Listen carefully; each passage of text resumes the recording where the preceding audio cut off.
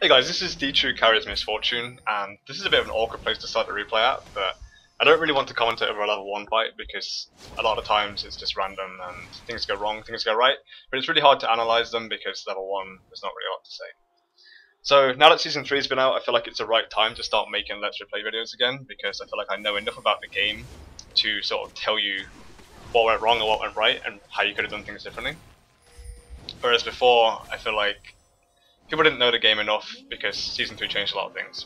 So, let's see here, you used your flash and you didn't kill anybody, but it's level 1 fights like I said before, and yeah, you could have cleansed that charm and maybe killed Leona, but I don't really want to say you should have done it because then you put yourself into a bad situation in lane, so hard to say what went wrong there. Anyway, like I was saying before, this game's a bit more figured out now that people have started to learn Season 3 and what item choices are best to start off with. So let's rearrange all these things so we can see what's going on properly. And that seems about right. Is that jungle? No. Is that top lane? Yeah, okay, this is right. So you have a Kayle jungle, this is the first thing I noticed. This is a bit weird, but I think this was silver ELO, so I guess people do strange things in these games, I'm not really sure. So, first thing to notice is that you started longsword and 2 potions, whereas the Vayne started longsword and 3 potions, so he has a bit of an advantage on you. But I would personally say playing something like Misfortune Sona versus Vayne Leona is really, really in your favour, especially early game, because when you have cleanse versus a Leona, basically Leona has to put themselves into a situation where they go really hard on you and then they get hit by creeps and you cleanse the stun and this time win. Like, there's no real way they can win early game, so I don't know if you noticed Sona. I think you said that you duo queuing with the Z, so you wouldn't notice Sona obviously. So playing with a random support is always hard. Something that makes you a good AD carry in solo queue is learning how to play with a random support. So what I would expect you to do this game, looking at their team, is get as many creep kills as you can, obviously, because that's how you play an AD carry. And right now you're doing really well. You're poking this Vayne out, he's not really getting CS.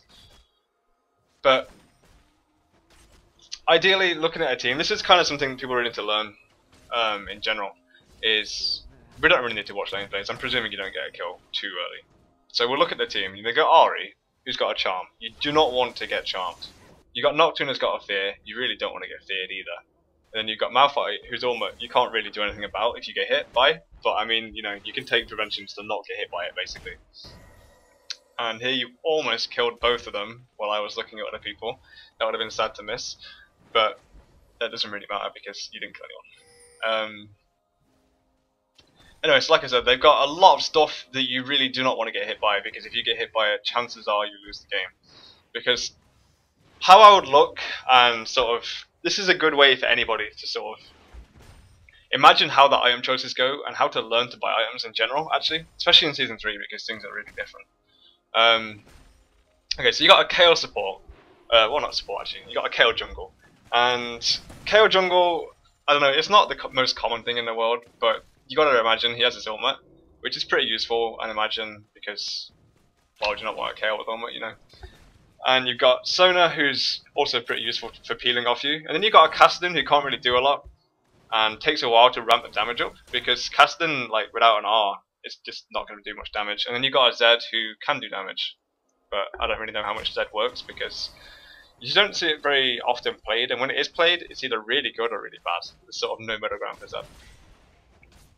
Okay, so noticing here is that you skilled wrong, in my opinion, because you've got 2 levels of E for not much reason, I think, because when you dominate a lane this hard, the last thing you want to be doing is doing less damage. And by skilling E, I feel like you're doing less damage than if you just max Q and then get a level of W and maybe get E at level 4, or maybe just skip it entirely. Because if this Leona is half decent, he's going to have decent armor. And what Impure Shots does is, yeah, it's only 6 magic damage, but the 30% increased attack speed plus the 6 magic damage every time you hit actually stacks up quite a bit. And if you hit someone with W up and then you right click and then you Q afterwards, the damage output is actually crazy. And you're not really going to be able to use your E very much because, like I said before, if they're competent players, chances of them are Vayne's going to roll out of it or Leona's going to stun out of it, and you're not going to get much damage out of it. So here, like, Vayne's just rolled there. You could have E'd him and made use of your E, and maybe got another hit on him in a Q, and maybe even half killed him, depends what Sona was going to do. So that's definitely something I've noticed, is you're skilling E but not really making use out of it. I would cleanse this here and then go all in on Vayne. Instead you walk forward and maybe die. Yeah, so that was a really big misplay from you there. You had cleanse up the whole time, and if you cleanse the Leona stun, okay, that's good play by Sona, but she's going to die for it. But if you cleanse the Leona stun there, you could have came out of it, activated your W, Q'd the Vayne, and hit him at the same time, and probably killed him from like full HP, or half HP even though it was that. Because if you had 200 damage hits, which you would have had basically, because your Q's doing like basically 100, and you're basically taking all of Vayne's armor off as well, so that's definitely something, a big misplay there in lane phase already, is if you have cleanse, a lot of people see cleanse and they take cleanse because they see people take it, like good players take cleanse. I like cleanse a lot, but if you're too liberal using cleanse, it actually hurts you a lot more than it helps you, because Vayne used heal there, I think. Maybe he didn't because it's on 300 second cooldown, but yeah, like you can't really blame anyone for that. Sona didn't use her exhaust, but then like I said, because this is solo queue support and it's random and you have no idea how they play, you can never rely on taking an exhaust from your support to help you, because I think that's one of the main reasons that taking cleanse is really good in solo queue, is you take some of the reliance from your support and put it onto yourself. Because if you get exhausted, you don't rely on a counter exhaust, you rely on a cleanse to get rid of the exhaust, which is actually a really big thing. So here, I'd just like to make another note here, is that when you're in a situation like this, look how close you are to the Vayne. You have more move speed than him because you have your passive, like, it's probably about to come up because he doesn't hit you. So, you've got E, like I said before, and you haven't activated your W when you're about to hit him, which is 3 damage. Like, he's probably going to roll away. He didn't even roll away, he just walks away. There should really be no situation in this game where the Vayne, if you actually get to hit him, and there's no support to sort of stop you from doing anything, where the Vayne can actually just walk away, because Misfortune really dominates Vayne in lane, like really hard. Because look at the damage you can do to him, there's nothing you can do about it. There's absolutely nothing he can do about that. And again, you didn't use your E, even though you've put 2 levels into it, which I really feel like is really hurting you right now, actually. Because, again, he rolled into you here. That's a really, really big mistake, is that he's just rolled into you, which is basically like saying, kill me please. And you have your cleanse up, and you know he doesn't really have anything. And you didn't use your E after, if you used your E after he rolled into you, and then you hit him and Q'd him and ultimated, even if you got stunned by Leona, you can cleanse that, because you didn't use your cleanse before. And chances are Vayne's either dead or has to go out of lane, because your Sona does like insane damage as well. So, again here, there's no reason to be afraid of Leona, there's nothing he can do to kill you. You use the E on Vayne here, and you Q'd him, and you killed him. Like I said, you could have done this before, but at least you did it now, so it's fine. Sona does a weird ultimate here. You get a case of the solo queue support, what are you doing kind of thing, where you don't really want to help, but you kind of feel obliged to because it's your solo queue support, and you have to kind of help them. But you made the right choice there by backing off and not overcommitting, because I think you took 2 creep kills there rather than helping, which you would have missed 2 creep kills for, and it wouldn't have really achieved anything because there's no real way anyone was going to die in that situation. So first things first, it's obvious you're a pretty good player because you're almost at 70 creep kills and Vayne's at 22, which is a ridiculous lead for anybody. We're going to fast forward a little bit because we don't need to watch the laning phase 100%. But I would imagine you're like near a BF sword, 1300 gold, yeah, okay. So next buy, you should probably be thinking about a BF sword. And if you end up buying Berserker Greaves, you kind of like short yourself a lot of gold. Here I would have gone in and fallen in again. That would have been E on top of him and ultimate for me there. And that might have been a kill because he doesn't have anything to stop you from killing him apart from heal. And then if he uses his heal, he's dead next time anyway. And you have him pure shots, which means his heal does less healing. So, things to note, you can be way more aggressive in lane. That's the one thing I'm really noticing here, is that the aggression level, for me, isn't high enough to sort of... I don't know, it's hard to say that because honestly, as I'm saying, you should be more aggressive. You're still absolutely dominating him in creep kills. Like 78 to 27 is ridiculous. But I'm more saying it for the mental factor, where like honestly, like their team's looking at this now and they're like, oh, Bane's 29 creep kills, 0-2. That's pretty damn bad. But people at this ELO don't understand. They underestimate creep kills, I guess, is what I want to say. Like, if they see you 1-1-1 with 80 creep kills, they're not as scared as if you were 4-0-0 with 30 creep kills, even though you have the same goal probably. So, the mental factor of actually like crushing your lane and dropping a few CS maybe for the kills, even though it doesn't actually help you in terms of items, is worth it for the mental factor just because people leave more often. If this Bane was like 0-4 or 0-5, like he could be 0-5 by now. I think the game would be... I mean, he might leave. You never know. It's just like the kind of thing where if he leaves, great, free win. If he doesn't, oh well. You're already like smashing the lane, and it gives your team confidence as well. When they look up and see 4-3, your team's actually losing in a lot of people's minds now, even though I don't think you are at all. So here you went in pretty hard. Again, the lack of ultimate, I guess you didn't actually have the mana there to ultimate. You do have the mana to ultimate. I would have ultimated there. Straight up, just ultimated. And I would do it here too. You got them both lined up, there's a perfect ultimate, and then you get double kill. Or maybe you don't get double kill, but whatever. It doesn't matter. You used your ultimate fine there, that was good. So you're 2-1-1, Nocturne here hits you. You insta-flash, which is good. And then I'm presuming you back off and go by. I like that play. It was a good flash. He didn't have to use cleanse because he flashed. I would be definitely recalling here if I was you, because you just never know, kind of thing. Like, if the Nocturne chooses to randomly flash on you, you might die. But staying in lane seems to be a good choice, actually, that you've made here. I guess I was wrong about that one. Get more creep kills, why not? But then again, this is kind of thing where I would have recalled for the plain fact that when you come back into lane, you're going to be so much stronger than the Vayne, it's not even going to be funny.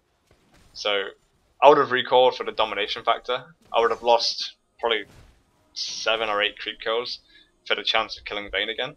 I'm not really saying this is the right move or the wrong move, I'm just saying like this is something to think about, is to give your team confidence. You want to be like really dominating the lane and not just sort of winning in creep kills, because people don't, like I said, people don't understand creep kills properly.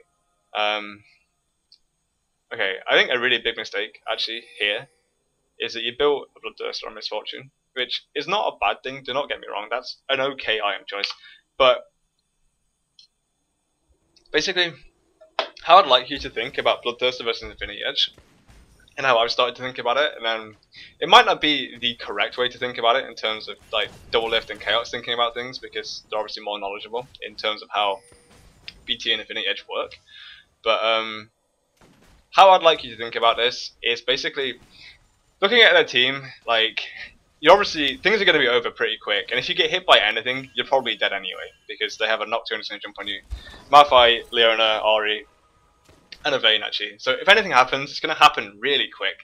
And while Bloodthirster gives you pretty good damage early game, the lifesteal I don't think in this game is going to matter very much at all, because if you're going to, like I said, if you get hit, you're dead anyway. And ultimately, with somebody in your face like Nocturne, you want the Infinity Edge. Okay, that damage was absolutely absurd. You want the Infinity Edge to do that extra bit of damage, because if you get like, if you right click, get a crit, and then you Q and it does damage, like you pretty much chunk someone to less than half HP in 2 attacks. Whereas with a Bloodthirster, you don't really have the crit chance, which I think is a really big thing, because as annoying as crit is, it's really, really good for games like this, because if Nocturne comes on you, which I'm presuming at this ELO, like I know how games go at this ELO, where they pick a team and then all game, no matter what, they dive on top of you, and there's not a lot you can do sometimes as an AD carry, apart from have the right item choice and make the right plays. So I think Infinity Edge is better than Bloodthirster here, for sure. Like 100% better. But we'll see how the Bloodthirster plays out for you. Obviously you did pretty well. Here you got a bit aggressive for a kill, tank the tower for a bit, but who cares, you still find you got Bloodthirster, you can just heal it back up again. One thing I'm definitely impressed by is your creep killing. Like really, really impressed by your creep killing. You're way ahead of everybody right now, like by a absolute mile you're ahead. I think that's another reason to go Infinity Edge actually, because by going Infinity Edge, you sort of, in a half-mannered way, that's a big dive. In a half-way, you counter armor by going Infinity Edge because you just pure do more damage and more crits. I think crit counters armor in a strange way. And if you're not getting the crit from an Infinity Edge, you're doing flat damage, which armor is good against. I don't know, I put that in a really strange way, but hopefully you understood what I meant by that. So, when you have this kind of lead, you should be like absolutely pushing the lane 100%, straight to the second tower, maybe even taking the second tower, because by doing that, you sort of free your top lane from the jungle presence, and your mid lane I guess, because the jungle is going to have to be down the bottom lane, because yeah, there's no way he cannot stop you from doing this. With a solo queue support, I wouldn't rely on somebody to buy wards for you. And I think you have a free item slot. I don't know if you had to go to buy wards. You probably didn't have to go to the wards. Although you have 900 gold, which I'm not sure where that's come from. But you probably didn't have to go to buy wards. But if you do have to go to buy wards, it's super important that you buy your own wards and sort of place them one here and one here, so you can see basically everyone coming from every angle. Maybe even one here if you're feeling like super defensive. And then you have a free push on the tower, and you can dominate the lane even more. Because the problem with doing what you're doing with the team right now, like, you should be pinging everyone, go away from my lane, I don't want you in my lane, please go away.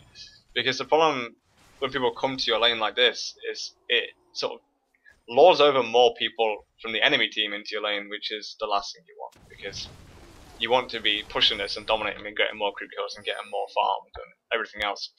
But when you have this many people around your lane, this Castling's in a really bad spot.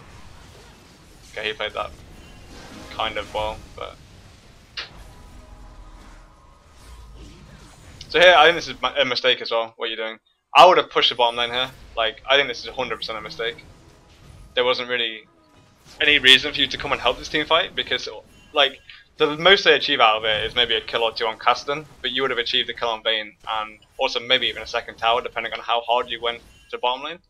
Instead you ran past and got caught by a Malphite, and it didn't really work out for you. You sort of just lost time and lost a lot of farm, and you used both your summoners, which means you can't free push for another 250 seconds now, which is what you want to be doing.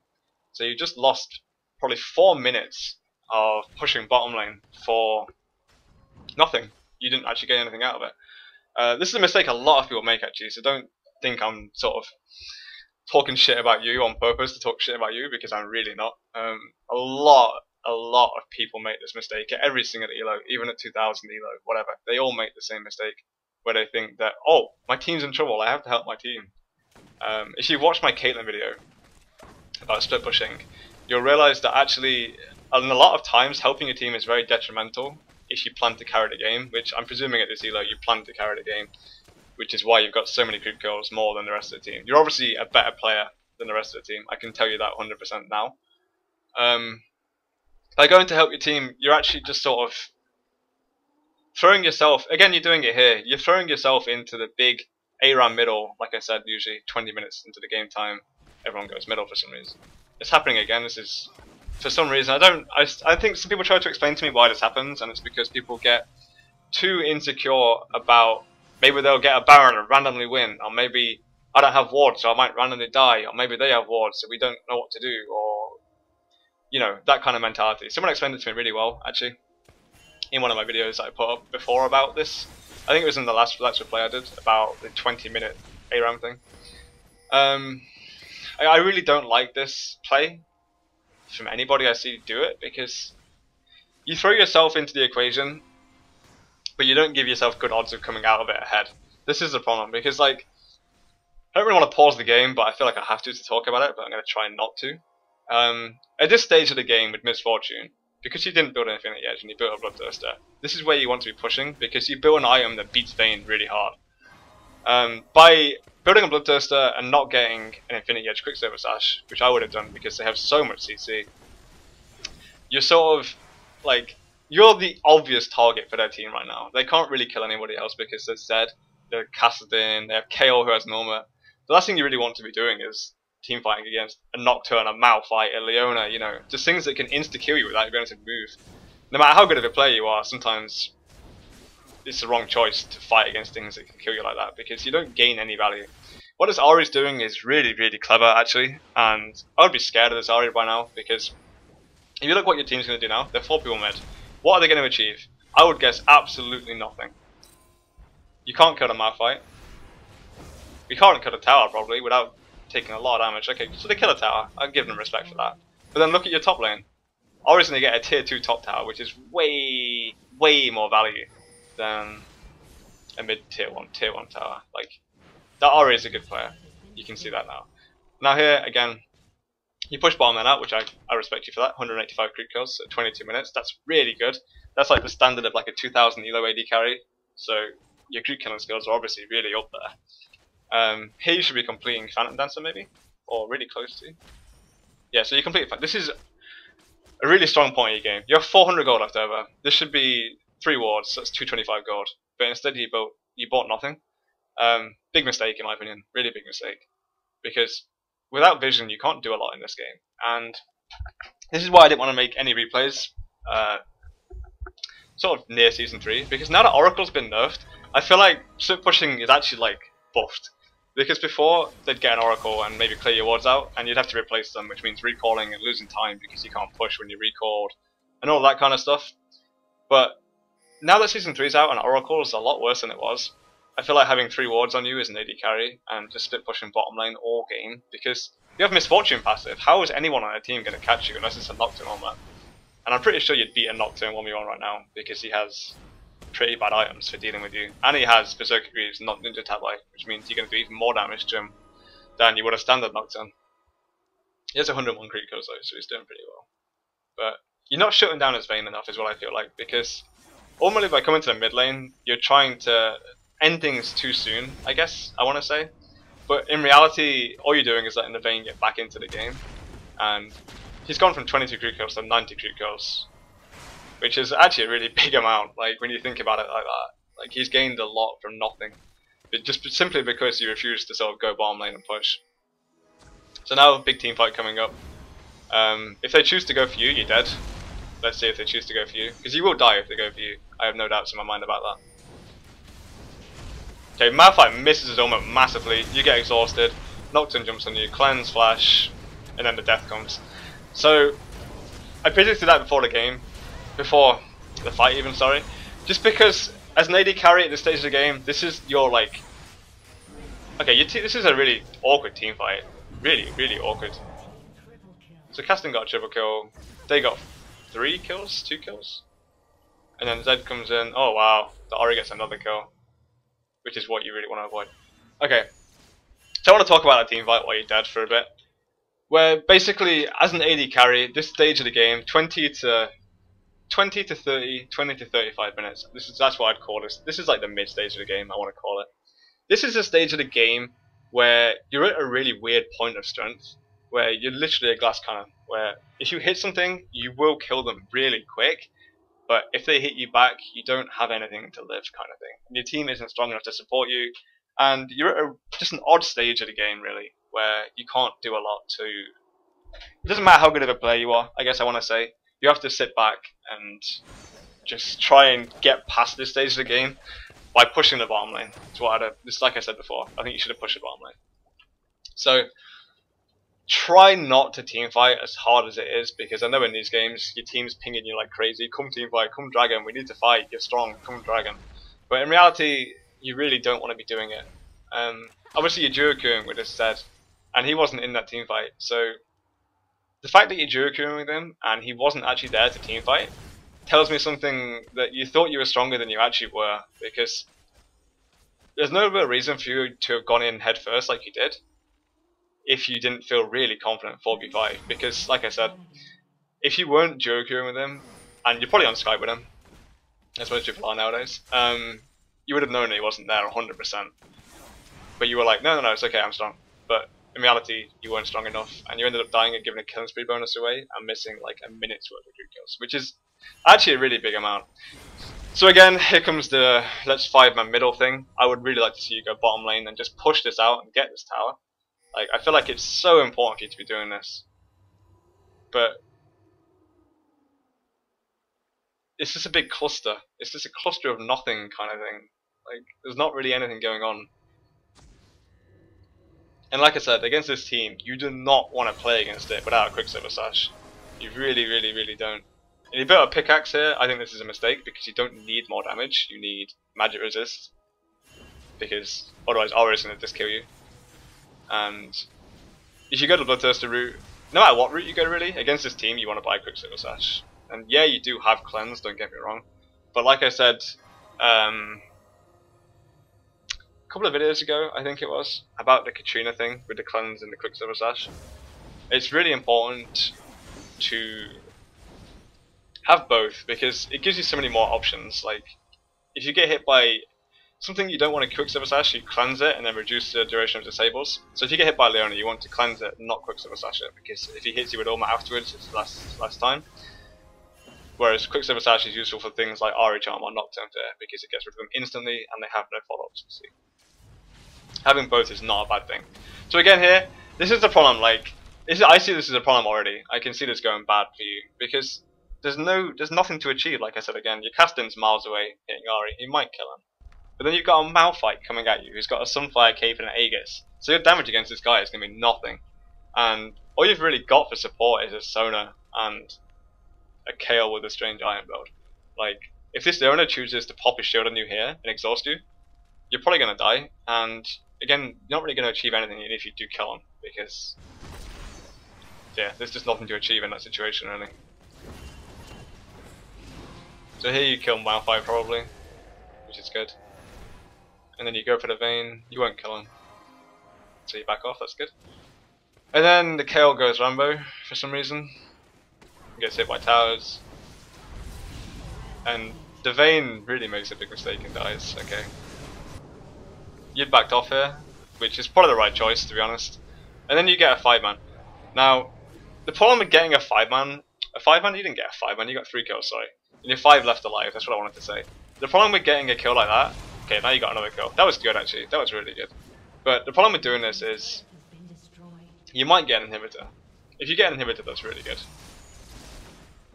But everyone's so low HP from doing all this crazy tower diving and stuff like that, that it's hard to sort of make an advantage out of it. And then the ultimate comes in from Malphite. You cleanse out of the ignite, which is good. And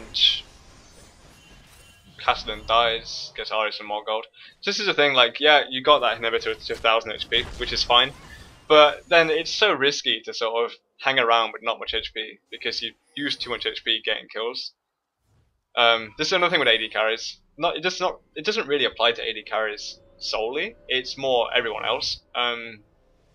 When you're low HP, it's really hard to take objectives without taking a big risk, like a really big risk.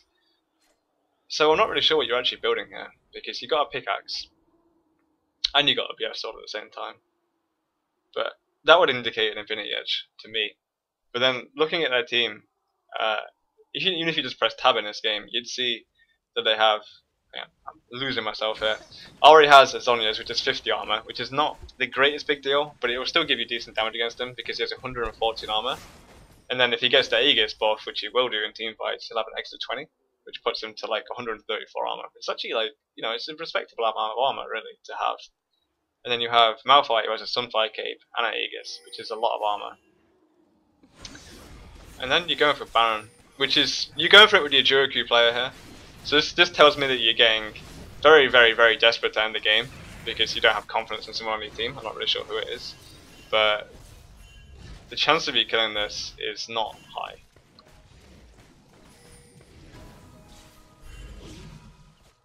And you might even get caught here, which would be really tragic. Okay, so again, that was either you or your Juroku partner making that call. Whoever it was really messed up because now you put them into a position where they can do whatever they want really because you've had to have somebody recall. Then you get ultimated over the wall, everything comes in on top of your head and you die. Again, this was either one of you two's call. I don't really know who it was because it's impossible to tell. But Your item choice screwed you over again there, because you got hit by something which you couldn't get out of. You got hit by the Malphite helmet, and then you got hit by, I think it was Leona's helmet maybe, on top of you with an exhaust. And you couldn't get out of anything because you didn't have your cleanse up. If you'd have spent the gold on a Quicksilver Sash instead of buying a BF sword and a pickaxe, which you couldn't even hit anybody there, so that was, you know, it wasn't the most useful pickup. I think you might have done better in that team fight, but it was a bad choice to go for Baron anyway at that stage of the game. So your team cleans up here, which is always nice.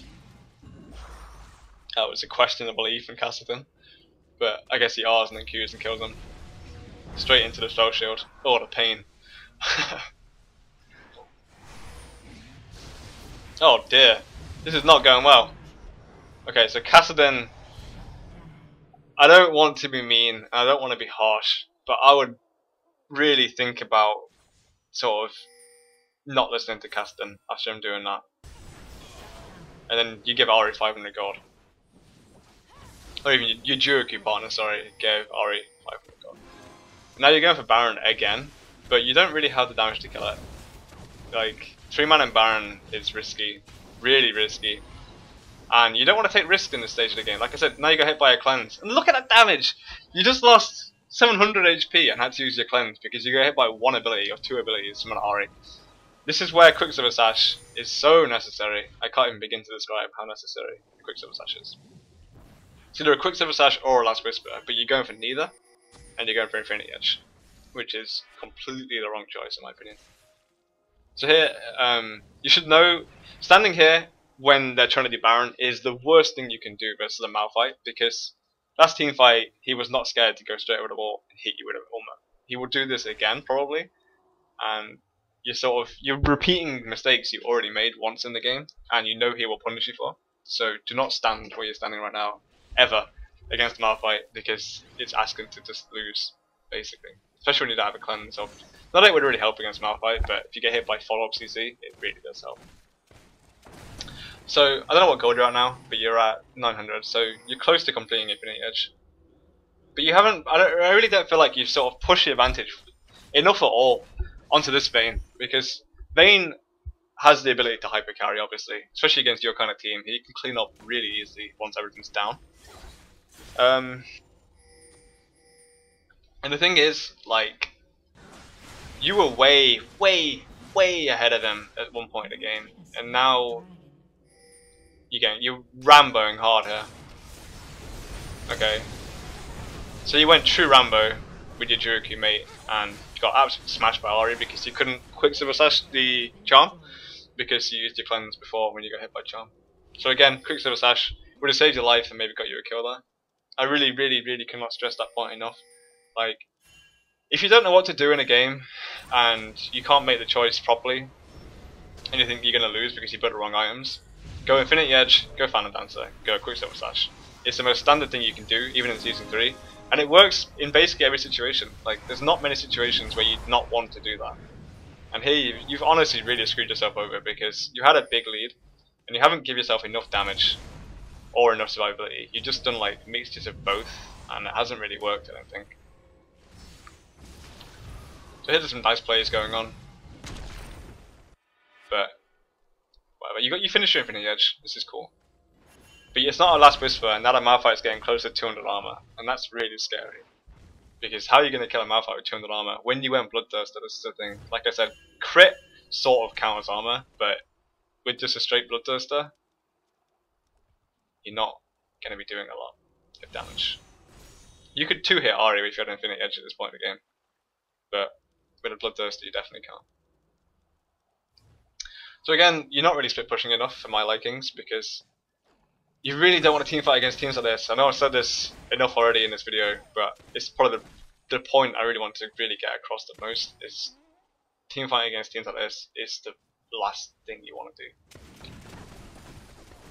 We're going to fast forward a bit here because it's going to be a stalemate, and you're going to try and hang around mid, make sure they can't get Baron, farm it up. This is a stage of the game where this does happen. It's 35 minutes now, 36 minutes. You built an Oracle, which is interesting. I guess this is because you really want to kill Baron and your team's not doing it for you. But you missed a ward here. Okay, now you got the ward. So you built an oracle. That tells me again that you're really desperate for this game to end, and that you don't actually have the confidence in yourself to end games, because you really don't need to get Baron to end games as an AD carry. It's useful, but you don't need it when it's 5v5. You shouldn't... Looking at your team is designed to pick people off and like assassinate them, I guess, because you have Zed and you have Caston. That's a pretty assassinate team in my opinion. It's really not designed to teamfight. When you look at their team, Leona, Malphite, Nocturne, Ahri, Vayne, that's a sick teamfight team. Especially against your team, which is just like a smattering of random heroes designed to win lanes and then pick people off. And by buying an Oracle and forcing your team to go Baron, you're kind of screwing them over, basically. So here, Nocturne is doing a lot of damage to you. You flash up to kill him, which is really good because you got away from the Malphite on that. But I don't think any of your team can actually kill Malphite. Like, he's going to be powerful right now. He's going to probably chase you down and just beat you up to death with rock hands. So there's the E. This is going to be a close one. You're doing the right thing here by standing still and shooting him. And you almost killed him. God, that was close. And I hate to say it, but if you had the Last Whisper and not a Bloodthirster, that would have been a kill on Malphite. Maybe. Possibly. If you had the Vamp Scepter and not the Bloodthirster, you'd probably killed him there. But that's, yeah, whatever. Like I said, you've tried to force a team fight here. I think this is a really big mistake and actually why you lost the game. You alone, unless your Duoku mate told you to do that, you made that play happen and you made your team lose that team fight. Because you bought the oracles, you went and cleared the wards at Baron, you probably pinged Baron, let's go Baron, we're stronger than them. No, you're really not stronger than them right now. And by buying an oracles, like I said, you've just forced your team into a bad spot that they don't want to be in. And then you've lost. It's going to snowball now and you're going to lose.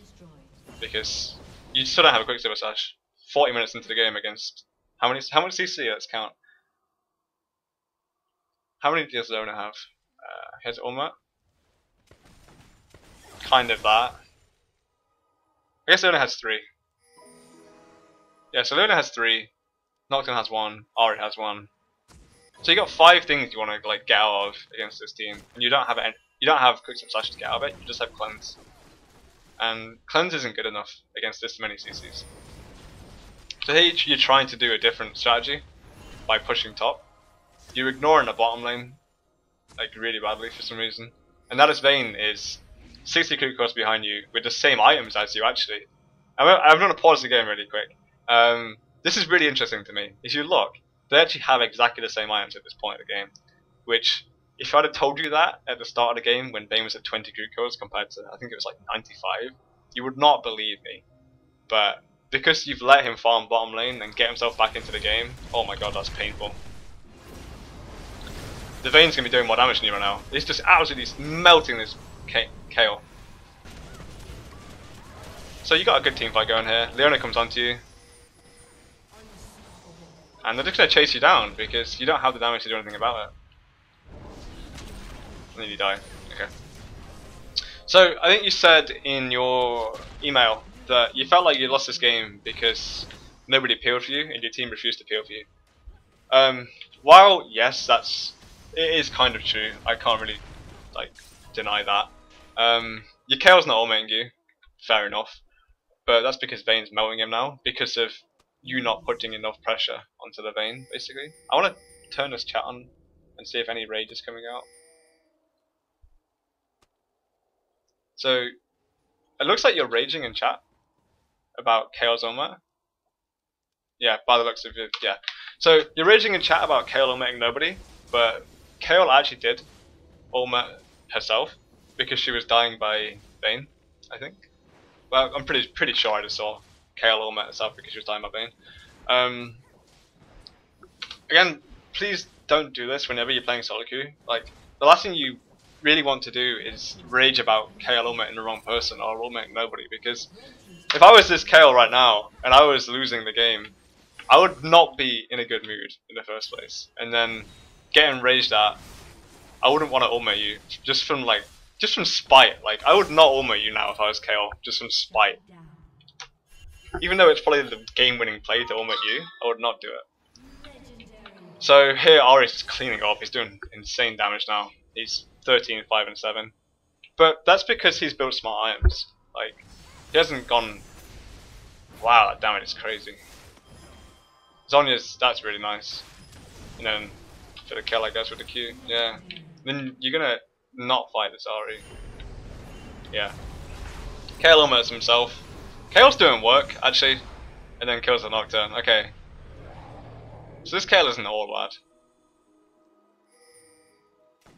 And now you're going for Baron again. But this Ahri's gonna kill you. Like, you know already. I can see how this fight's gonna go. Okay, you got a Vayne coming up here. Vayne Ahri is gonna beat this 3-man team because Kayle has no armor. Vayne Ahri will win if they go for this fight. And like, you should know this as well because you have this Ahri, you see this Ahri, and you know Vayne's gonna be coming from somewhere because you can't see him here, you can't see him here. So you know, chances are, this is gonna be it, 2v3. So how you position yourself here is really key. You should be sort of here, right at the back wall so you can cleanse away from charm, or dodge the charm, bait your teammates here, get them killed, and then clean up. Okay, so here Vayne comes in, hits you, you have to walk somewhere. You flashed, that was good, that was really good play by you. You flashed into the Vayne instead of flashing away, and you got a kill on Vayne. I really like that play. That was the best situation that you could have done. You played that perfectly, basically. A lot of players would have walked into Ahri and just died there, but you played that really well. You go for GA here. I think this is really the wrong choice again, because like I said, if they get on top of you, they kill you, no matter if you have a GA, because your team isn't the kind of team to protect the GA. They don't have enough CC to protect the GA. Your team has like, what?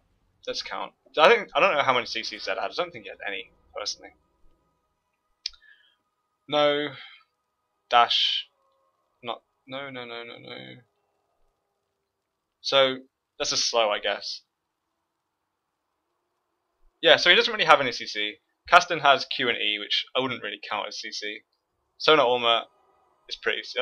Basically, I would say Sona Ulma is the one hard CC that you have in this game.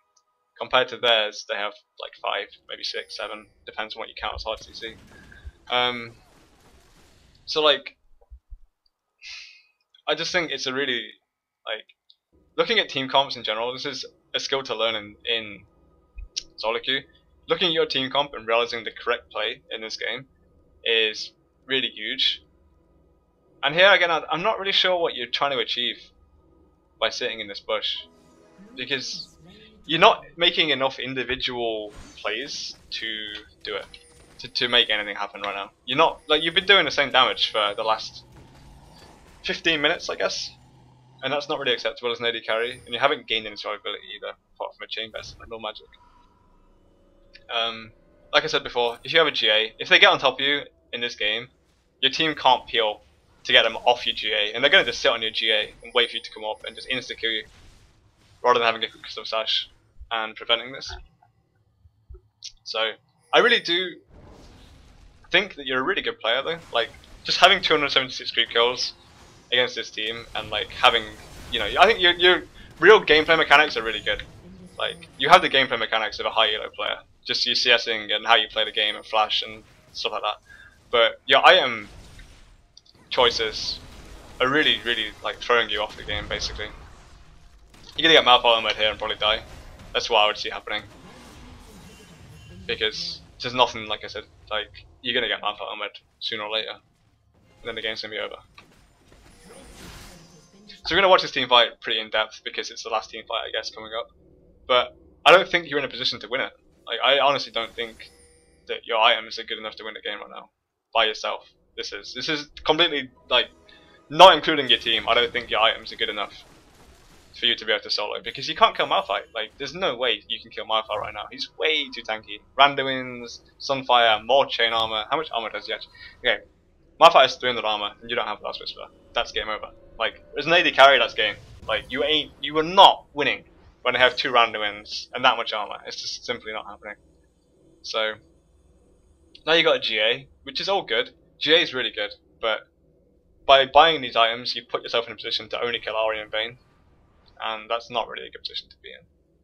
So Vayne just picked up his Last Whisper, so he's going to tear through. I'm actually going to watch Vayne. That's what I'm going to do. I'm going to watch Vayne in this next team fight, because I feel like he's kind of the reason they're winning now, because he's gotten back into the game pretty hard. Just watch Vayne and see how much more damage Vayne does than you in this team fight, just from item choices alone. He also has upgraded brutes. What does he have? 15 move speed. Okay, that's smart. I haven't really put much attention to upgraded brutes in Season 3, so I'm not really sure how effective they are or anything like that. So I presume in this team fight that Kayle's not going to ultimate you and you're going to die. Simple as that, really. It'd be interesting to watch though. You shouldn't rely on a Kayle on that, that's another thing. Don't rely on your teammates. Ever.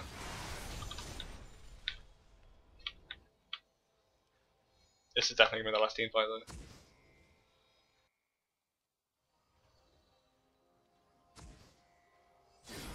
Okay. So I'm going to watch Vayne because... Okay, so you used your armor here, you did half HP to somebody, to Ahri. Kayle's doing work. And then the Vayne gets hit. Gets out. And then like if you look how much easier this is for Vayne. He's got Malphite, Nocturne, Leona I think, yeah Leona, in front of him, doing like mad, just frontlining. He can hit whatever he wants, nothing can get to him. And you've got them in your face with a Zed who's got absolutely no defenses. He's got 400 AD, but he doesn't have any defenses, so you can't rely on him to tank anything. And you just got no tanky frontline at all. And now Vayne's just kind of dominating everybody. Dies by Caston. Caston gets another kill. Oh, that was sick. Oh, I like that. That was really good. But then, this Malphite's a really big problem. I guess he chased you all the way back, yeah. Because how do you kill a 360 armor Malphite? Like, it just doesn't happen. Now it's a Thorn Mail. That's game. Like, if Malphite gets to this stage and you don't have a Last Whisper and he has a Thorn Mail, yeah, it's game over. So, we're going to fast forward this because you don't win, obviously, and it's obvious why now to me. Let's end the game to see if anything actually happens. So now you're buying a Last Whisper, but it's honestly a bit late for